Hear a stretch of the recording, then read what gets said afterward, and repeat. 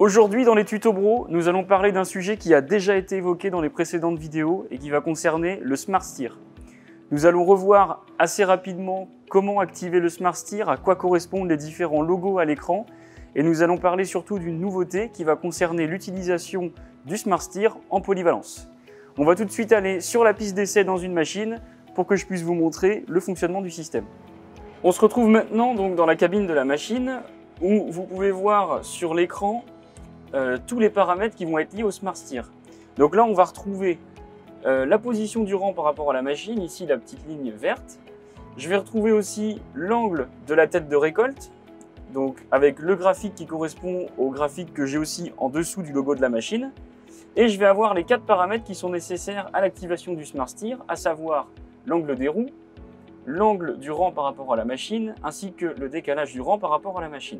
Et je vais aussi avoir la longueur du rang détecté. Donc là, tous mes paramètres sont bons pour activer mon Smart Steer. Par contre, pour pouvoir le mettre en route, il va falloir que je le préactive. Donc pour ça, j'appuie sur la machine. Dans l'onglet Tracteur, je préactive mon Smart Steer. Je valide le message de sécurité. Et si je retourne sur mes écrans de travail, je vois que le logo est apparu. Alors le logo clignote en bleu, ça veut dire tout simplement que tous les paramètres nécessaires à l'activation du Smart Steer sont validés, donc je n'ai plus qu'à le mettre en route.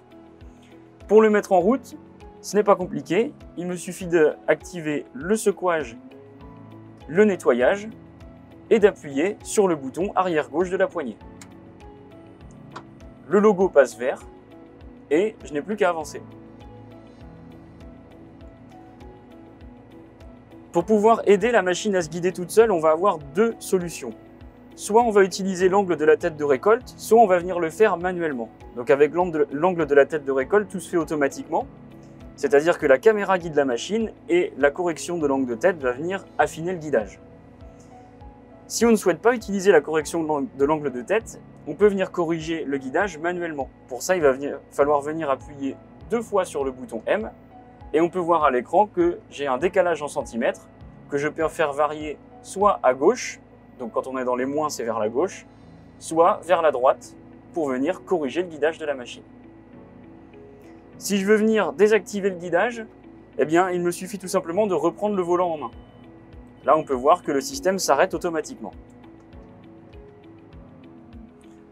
La petite démonstration que je viens de vous faire va concerner le guidage avec une tête de récolte, chose que l'on connaît déjà. La nouveauté cette année, ça va être la possibilité d'activer le système de guidage, donc le Smart Steer, en polyvalence. Pour ça, ce n'est pas très compliqué. Il va y avoir 2 nouveaux paramètres. Si on utilise un outil qui va être attelé à l'avant de la machine, donc sur la flèche de polyvalence, il va falloir déterminer ce qu'on appelle la zone d'exclusion, c'est-à-dire de la roue avant jusqu'au bout de l'outil, la zone à exclure de la caméra pour pas qu'elle ne soit perturbée. Et si jamais on a un outil qui travaille en décalé par rapport à la machine, il va falloir donner le décalage de l'outil par rapport au centre de la machine. Si on travaille avec un outil à l'arrière de la machine, par exemple un pulvé, on n'aura pas besoin de venir définir de zone d'exclusion puisque c'est seulement pour les outils qui sont attelés à l'avant de la machine.